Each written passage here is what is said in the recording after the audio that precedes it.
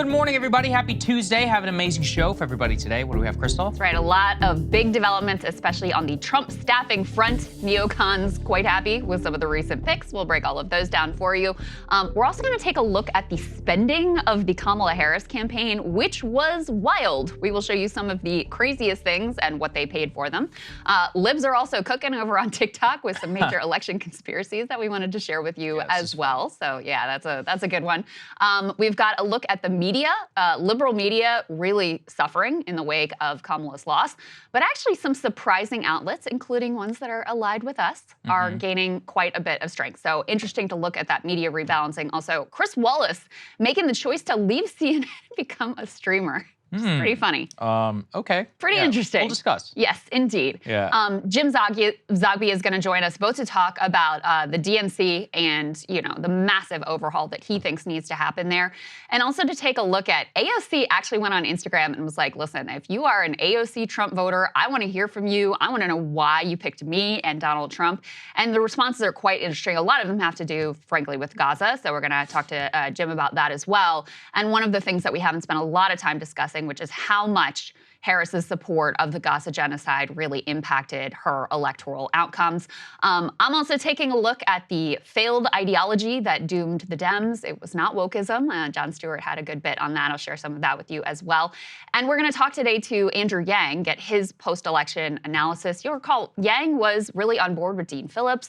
He was one of the people really early saying, listen, Biden is too old. Like, come on, guys, you got to do something different. So he deserves a lot of credit for having that level of prescience. We're going to have that for premium subscribers today. For everybody else, the free version will be out later this week. I think this weekend we'll put that out for everybody. Yeah, so sign up, breakingpoints.com. You get early access to our Andrew Yang interview. OG for many people who are fans of the show from the 2019 Yang Gang. Big interview First we major did at interview. Rising. Actually, the first clip to ever cross over 2,000 views. So I will always be very special. Over 2,000. That was that was a test that was a big deal for us. It was a big day. It was a big day. Indeed. I'll never forget it. So Andrew Yang, he'll always have a place in my heart as long as the original Andrew Yang Gang. So like Krystal said, we're getting a lot of stuff that started to break late last night. The single most important appointment now so far, let's go and put this up there on the screen. This is from the New York Times. Everybody keep in mind, this is not yet 100% official, but Donald Trump is expected to name Senator Marco Rubio of Florida as his Secretary of State. Now, as the Times cautions, Mr. Trump could still change his mind at the last minute,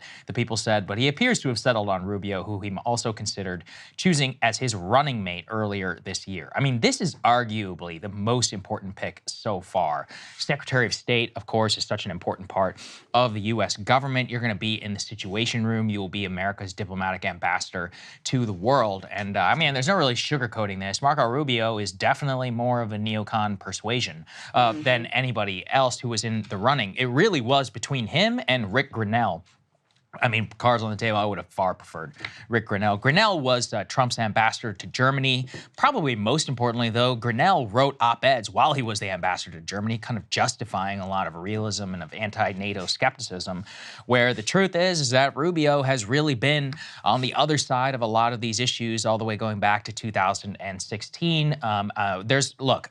It's complicated because the supporters of this who are like, oh, this is not a betrayal or whatever. It's like, oh, well, Rubio voted against Ukraine. And it's like, yeah, in 2023. It's like, but what about in 2022? And then who are the people about? That's actually such a great point. And see, it's very important for me is it's not about Ukraine today, because we're about to talk about Mike Waltz, who is the new national security advisor.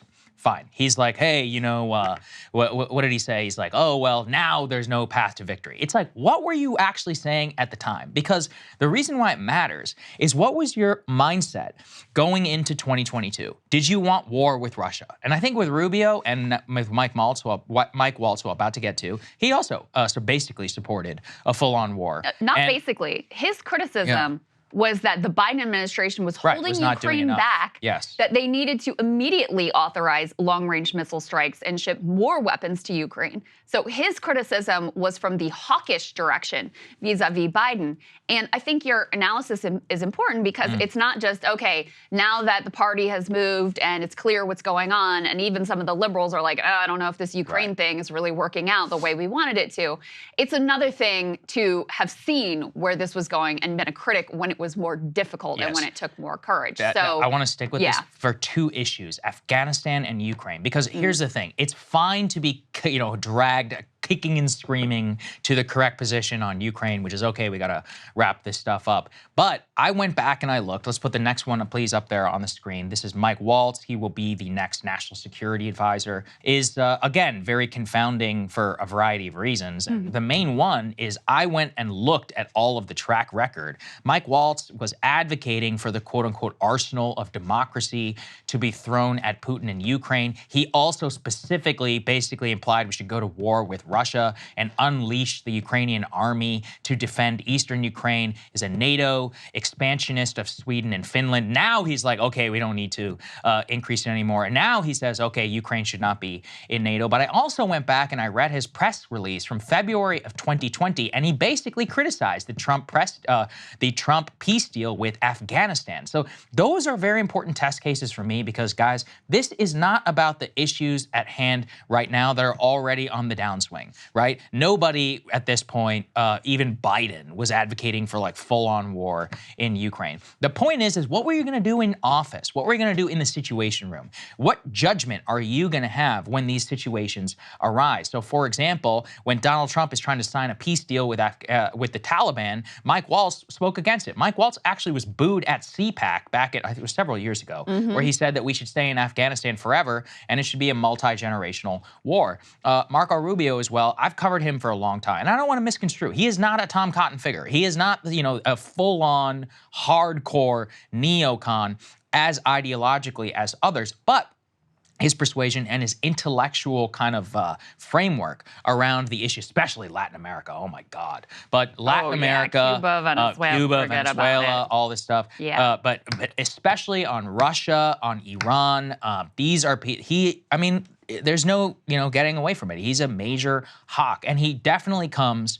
2015, 2016 campaign, I covered him extensively. He was probably the most hawkish candidate in the 2016 race.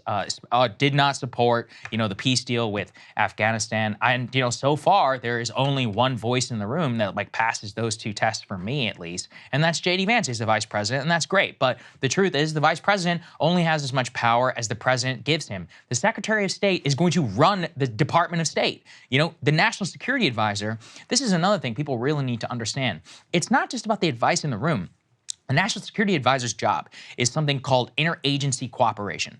And I'm going to get deep, so everybody stick with me. But there's a great book called The Essence of Decision. It's one of the foundations of political science. And it looks at the Cuban Missile Crisis through various different lenses of how John F. Kennedy arrived at the correct decision in the Cuban Missile Crisis. And one of those that I think is so important is called organizational theory. And really what it means is that it really wasn't up to Kennedy. It was about the options that were presented to Kennedy. For a guy like Trump, who, let's be honest, is old and also never took, great interest in the issues, the people who are his advisors, who are presenting him the options to choose from, they have a lot of power. So let's say it is February 2022 and Russia does invade Ukraine, and Trump is presented with 3 options, and the least hawkish option is the insane sanctions regime that we pursued on Russia. Yeah. Well, that's still a really bad option. That's actually a really dumb option. Now, the president can override that, but in the moment, you've got everybody in the Situation Room,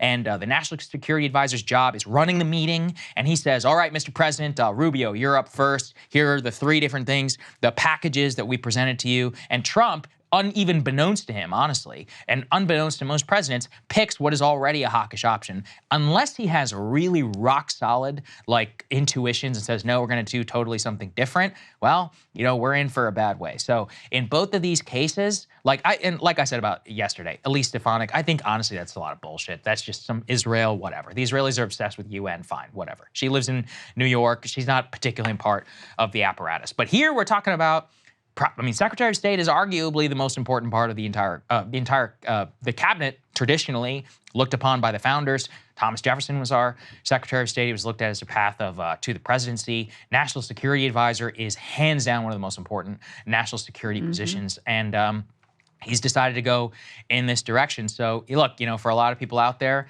it's funny. There are a lot of people who got into politics over the last 4 years, especially who got into Trump over the last 4 years. And they always got mad because I was like, look, I was there. I remember when he was actually president, Yeah. and I saw a lot of this happening behind the scenes. And I've always warned you should have no illusions. You know, what is it? RFK Jr. allegedly didn't want Marco Rubio to be Secretary of State. I tried to tell you, you know, in terms of the power that these people have. And Trump, I mean, if we're really being honest, did ideology even play a role in this? Or was it Mike Waltz is a former Green Beret, I like and the way he's he buff looks, in a he's suit, tough, and he yeah. goes on Fox News. And look, he's not stupid. He's a smart guy. I listened to several interviews with him last night. He's smart. He's got an ideology. He worked for Dick Cheney. He was his counterterrorism advisor. He worked for Donald Rumsfeld when he was in the White House. He knows what he's doing. And in fact, you know, you should probably fear competence in a situation like that. I think you would actually prefer that he be dumb, because then he would be less effective in pushing what has been, I mean, like you said, he worked for Dick Cheney and Donald Rumsfeld. Like, that's who we're talking about.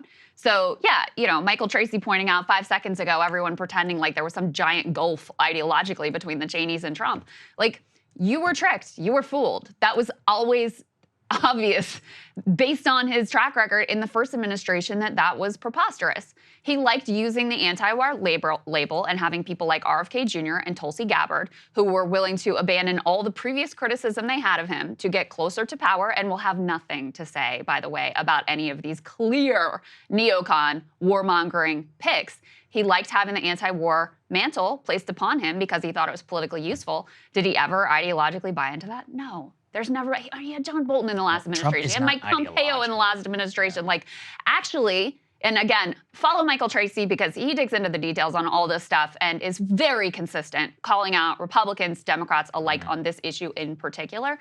But actually, as Tracy points out, this is a more interventionist administration that Trump is starting with than he did last time around. Because you've got Marco Rubio, who is, you know, an ideological hawk, like you said, especially when it comes to Iran or any sort of Latin American country, much more interventionist and much more ideological than last time you had Rex Tillerson, who's just some like business guy who didn't really like have an ideology whatsoever. So when you put together Elise Stefanik, who I think it was Tracy called basically like Nikki Haley 2.0. They effectively have like the same ideology. So Trump makes a big show of saying, no Mike Pompeo, no Nikki Haley, and then swaps in people who have basically the identical ideology.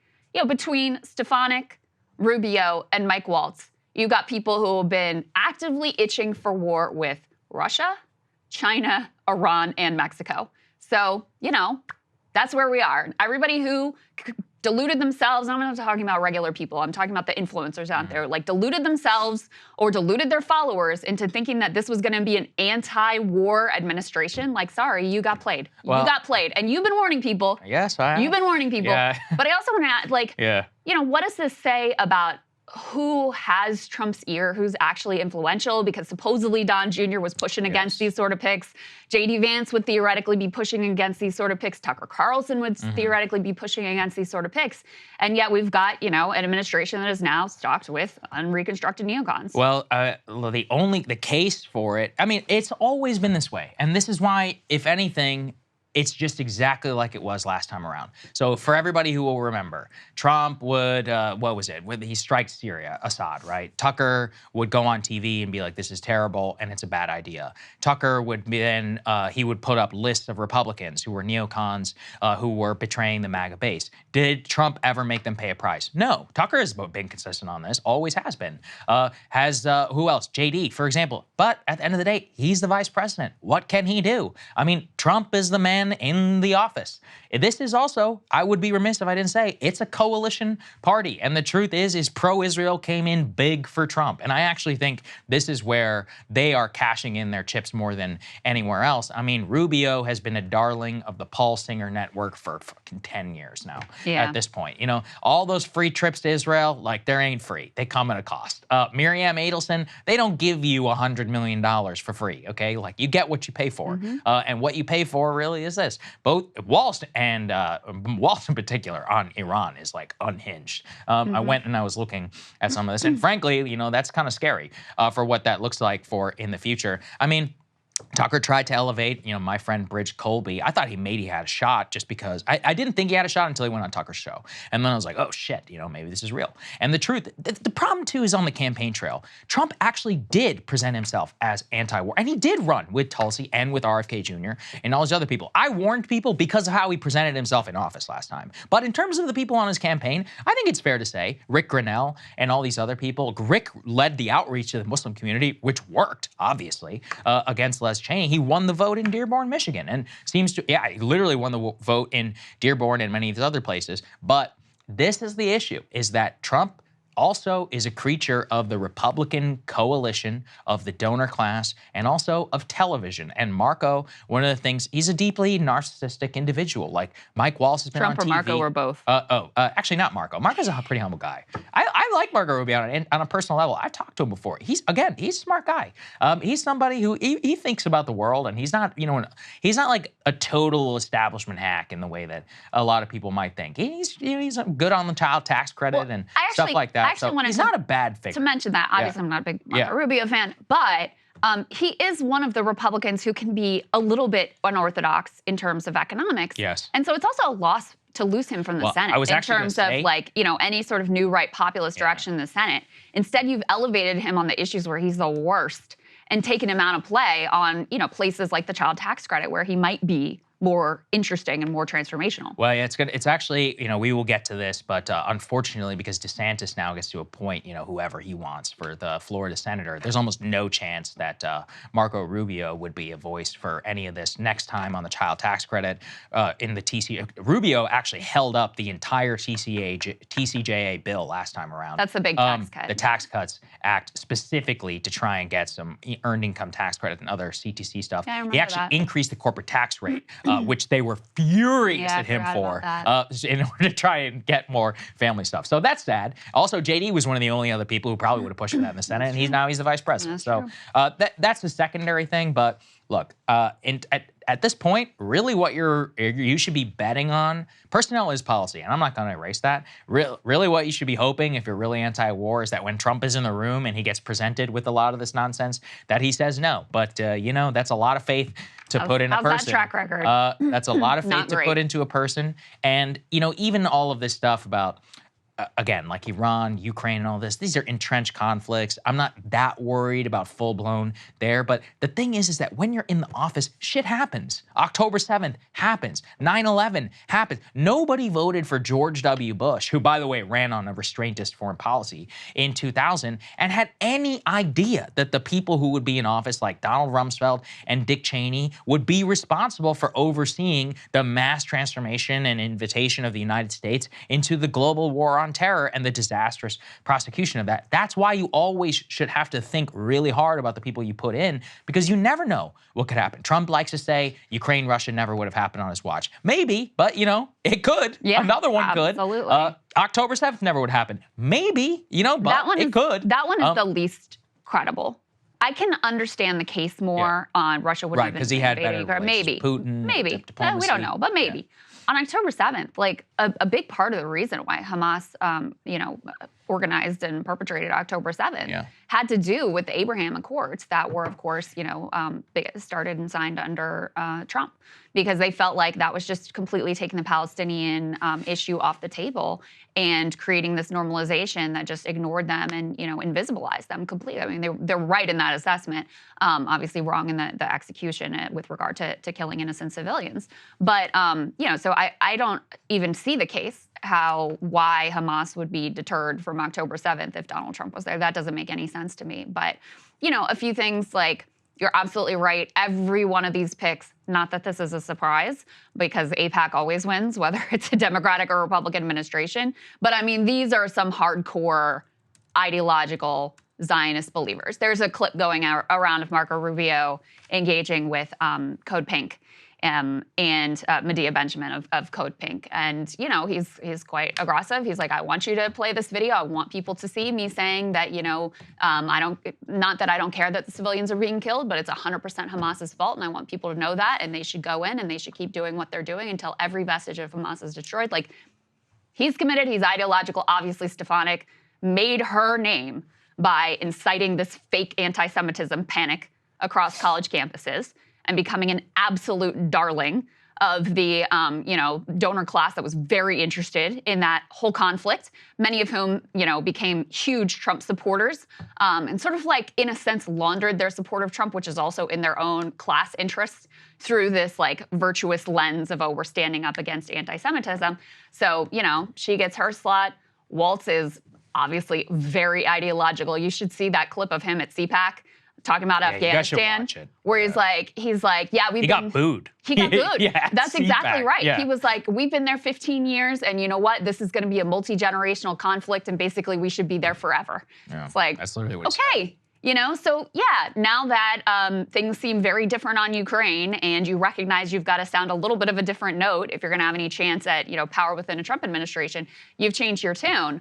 But the ideology is in there deep. Again, this is a former aide to Cheney and Rumsfeld. That's who we're talking about, and there is no shift in terms of his ideological views. The other thing that, just a quick note, is the House has been called officially for Republicans now. Do you know what the final margin was? 220 and 215? Yeah, it's 2 seats. It's very narrow, okay? It's a very narrow margin that they have. And with Waltz and Stefanik, you're taking 2 House members out and making that an even more narrow margin for Republicans. And while Democrats, yes, just got, shellacked in a big national general election, they do really well in special elections because now they are the party of like high information, high turnout. I show up at every election, every primary, whatever voters. And plus the Democratic base is going to be super pissed and ready to like show up and try to resist this Trump administration. So, I'm not sure the makeup exactly of either one of these districts, but you have to think at least there's some chance in New York and Florida that, and it's not like, super rural Florida either, that there could be a shot, there could be a risk for one or both of these seats. Yeah, that's a good point. I will say I was told by a source that the defense secretary pick will come sometime today. I don't know what it will be. They said I would be surprised, so I don't know what that means. I don't know what that is. Yeah. At this point, I can hope. These were surprises. I wasn't that surprised actually by Rubio. He was named as being in the running. Right. I was way more surprised by Waltz, where he was in the running, but I was like, oh man, he's really going for it. In terms of those 2 back to back, it was a little bit of a gut punch. I actually think there is I'll give it like a 10% chance that Tulsi Gabbard gets Secretary of Defense. I'm serious. That's basically the way that I was looking. I don't.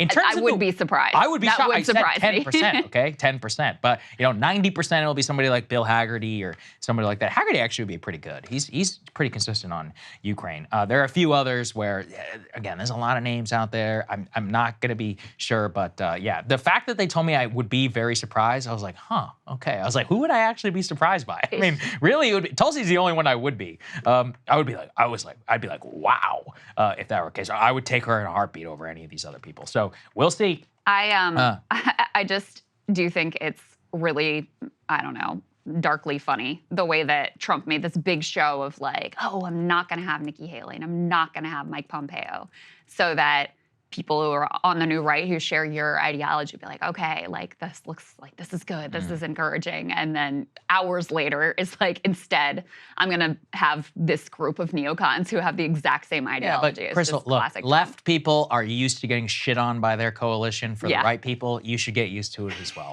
All right? Here's the first dose. Yeah, this is the first dose. Get ready. Trump's anti-war dream officially dead. And it's not even, we're exactly a week from election. He could not do anything while he's in office. It's just that this makes it harder to not do anything while he's in office. So the results are what's ultimately the results are what speak for themselves. We will see. I think if he did pick Tulsi, honestly, look, within the realm, that would be fantastic. For at least what I believe in. But from what I'm seeing right now, I think it is relatively unlikely. Let's get to the next most confounding pick. Let's put this up there on the screen, guys. The Kristi Noem. This is the second element, the one we added. Yeah, there we go. So this broke late last night. Trump is picking Kristi Noem to serve as the Secretary of Homeland Security. Now, here's the thing that people don't understand. Homeland Security is one of the largest government agencies. The DHS is actually the largest law enforcement agency in the world. So not only would she be in charge of the Border Patrol and of the mass deportation operation, she would be the face of it the same way that, what was that lady's name? I'm totally blanking on it right now. From 2018, Wasn't it? whatever. Yeah, It'll I know come what to you're me. talking about. There was a previous woman who was in the job in 2018 I guess under he likes Donald women Trump. for this job. I guess, yeah. But the thing is that you would be the face of it. You would be the one taking the podium. And like, let's be honest, like Kristi Noem is not an impressive political individual. Like this whole thing about murdering her dog, she never came up with a good answer. That's child's play compared to the shit the press is gonna throw at you. They're gonna drag up every sob story of every illegal immigrant that's ever come to the United States and say, how do you justify this? This is not America. This violates the Statue of Liberty. Do you really think that she could stand up to pressure like that? I don't. And also, I mean, By the way, look, the press 100% should do that. And they should have been doing it under Kamala and Biden and Obama as well. Well, but I disagree on that one. But you shouldn't like cover what's actually happening in the country. Of course you sure you should. You should also cover a lot of illegal immigrant murders and rapes, right? Well, but that doesn't get no, it gets covered on the right Watch wing. Sean Hannity with a list of That's right. It's there. But crimes. over on MSNBC, it's like these are the greatest angels that have ever walked the face of the earth. Anyways. Well, they're more law-abiding than U.S. citizens, so that's fine. Then they can be law-abiding at Krystal in El Salvador, which apparently is such a nice country now, and the rest of these places. Regardless, the point is that is this a very smart individual? I mean, is this an impressive individual who will be able to make this case? It also, is this a competent individual? Kristi Noem is running South Dakota. Okay, that's great. All right, you know, it's a small state. Let's be honest. Let's look at the GDP ranking and all of this. Is this somebody who is up to the task, not only of one of the most red-hot jobs in Washington, is it also going to be like the ability to actually run the agency? I mean, honestly, I don't see it at all. And I have no understanding of why this is picked. Like, I guess the best case for it would be that she's like sometimes good on TV and is a surrogate for Donald Trump, right? But, you know, even in the past, like in terms of her support for Trump and all that, that's been wishy-washy. So this is the most confounding one to me. I have no understanding, you know, of this one. You do so we do have an understanding. What, that she's good looking? I mean, she slept with his boy, Corey Lewandowski. Yes. And but again, he thinks she's good looking and, you know, probably feels like since they have all the dirt on her with regard to that affair, that she'll be unfailingly loyal and sycophantic, and ultimately that's what he wants. Yeah, and probably, and I guess, you know, may feel like it's better to have when they're going to be, you know, creating new orphans as they rip parents and children apart as they did in the last administration and sending people who have been here for many years to camps, that perhaps it would help to have a woman to be able to sell that deeply cruel and inhumane But it policy. didn't happen last time around, did it? You know, it's like what didn't happen? They completely bucked on child separation, even though they had a woman. Not before they orphaned like thousands of children. Okay. All right. Again, very in dispute. And then regardless, it's this is complicated, but we'll get to that, I guess, when we continue with some of these other people who were appointed. So we also saw the news on the border front that Tom Homan, who was the acting director of ICE, would be appointed as the quote-unquote border czar under the president. The reason why that's, again, is a little bit confounding is that czar only has as much power as the president gives you. You don't have statutory power. Kristi Noem will have statutory power. There was a thought Homan might actually be DHS. That's what I thought. He was going to be the DHS secretary. He's a former Border Patrol agent. He's rock solid on the issue of immigration, and he was there last time around. Stephen Miller was appointed. I think they announced he will be the deputy chief of staff. Deputy chief of staff is actually a very important position in the White House. They're the real like movers and shakers. There's two of them. So the chief of staff like gives a policy portfolio. Her job is to run like this stuff in the Oval Office. It's more like an operational role. Whereas the deputy chief of staff will get a policy portfolio, and their job is to like enforce that throughout the White House. Obviously, Miller, he served all 4 years with Donald Trump. He served all 4 years on the campaign. He was been with him since day one, really. I mean, if you think about it, Miller and Jeff Sessions are two of the original figures to ever back Donald J. Trump. You know, back in 2015. Miller was a Sessions aide, correct? Yes, he worked for Jeff Sessions. Sessions is one of the original like immigration hawks in Washington. So that's where that comes from. So yeah, on the DHS front, I don't know. I don't get it. I truly don't understand. Like Tom Homan, as the border czar, again, border czar is a fine position, but you have no statutory authority. Like your portfolio is to just sit there and like, pressure the DHS secretary to do something, pressure the border patrol, pressure ICE. You can convene meetings in the White House, but you don't have a lot of power. And in some cases, some of these agencies, they can just say, screw you, I'm not going to listen to you. Stephen Miller, it's a little bit different. He's the actual deputy chief of staff. He will have a lot more enforceability, and presumably he'll have like, quote unquote, walk-in privileges into the Oval Office. So how that works, we'll see. But yeah, I don't doubt that some mass deportation program of some sort will happen. But with Kristi Noem at the helm of it and actually running the police force, I have a lot less, frankly, confidence that it will be run competently, in a way that is defensible, to the American people. Because look, already the debate we're having. That just wait until it's actually real. It's going to be the most red hot issue in D.C. They're going to throw everything they possibly got. AOC and white on the immigration chain has almost never fence. been more popular than at the peak of the child separation policy last time around. And, I don't know if that'll be the case this time, because at the time, Democrats were, uniformly offering a different vision and were in uniform opposition to the Trump border policies. Now they've basically accepted the, Trumpist worldview that immigrants are just bad and the only thing we should do is kick them out. So I don't know if it'll be the same, but I know that there will be a lot of, people who did not really intellectualize what an actual mass deportation policy looks like, feels like, entails, et cetera. And so, but look, this is what people voted for. Yeah, he got a popular vote. On the anti-war part, I think people were completely sold a bill of goods. And I think they were just straight up lied to by a bunch of online influencers and people like RFK Jr. and Tulsi Gabbard. So I don't think they voted for war with Iran and Mexico and China and Russia and whatever. But on this, you can't say that he didn't run around talking every day about having an aggressive mass deportation policy. So, Homan and Miller, Maggie Haberman at the New York Times is usually correct about, Trump internal dynamics or whatever. She reports that Miller's portfolio will be quite large and he'll have a lot of power, which wouldn't be surprising because obviously he's been with Trump. He's been with Trump much longer than Susie Wiles, who's the chief of staff. Actual OG. He is an OG. Yeah. He is extremely ideological. There is nothing Trump could do that would lead Miller to break with him whatsoever. And so, I think, he is a hardcore anti-immigrant ideologue. I think everybody knows that about him, and he is going to be in a significant position of power, and no one should be surprised about that. I think you're right.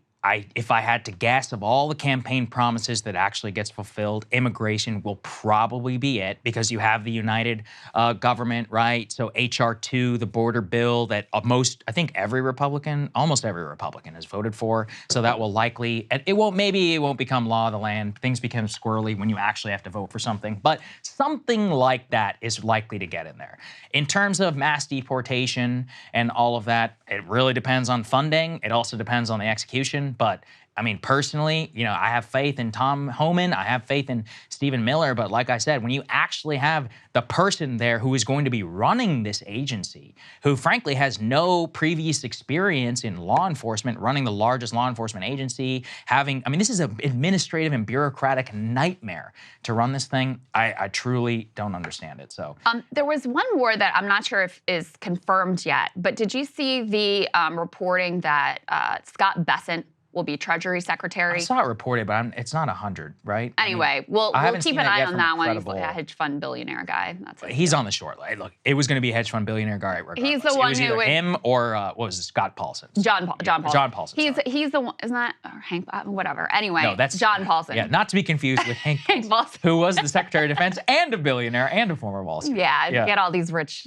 dudes confused. But in any case, he's the one that they would dispatch to CNBC to be like, don't worry about the tariffs, guys. It's not going to be bad. He's just using this as a negotiating tool. It'll be fine. You know, he's not really serious about this across the board thing. So that was his deal. And Trump apparently loved to shout him out at rallies because Scott would tie like the stock market performance to Trump's poll numbers, and Trump, of course, ate that shit up. So. Yeah, Scott Bessent. I mean, look, Trump is a creature of the 1980s, and one of the things in the 1980s was that we almost always had billionaire Wall Streeters as our Treasury secretaries. He wants to recreate the Reagan magic. That's what he's looking to do. I'm not justifying it. I'm just telling people how his mind works. And on this one, you were never fooled. He always was honest about this. So let's be very clear about which direction he's looking at. And especially, look, a lot of the Wall Street guys did support his campaign, and he does Trump owed a lot to them, especially some of these. I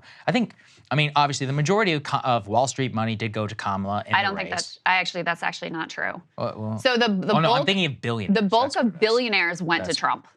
It's actually the biggest billionaire party consolidation was behind Donald Trump this time, which you wouldn't know. Now, Kamala raised vastly more amounts of money. That was predominantly from more like upper middle class resistance liberals who poured in smaller donations. But the billionaires almost all united behind Trump. And even Kamala's most prominent billionaire, Mark Cuban, actually did not even donate to her campaign, which is kind of crazy. No, so I have October 3, from Forbes magazine. Kamala Harris has more billionaires prominently backing her than Trump.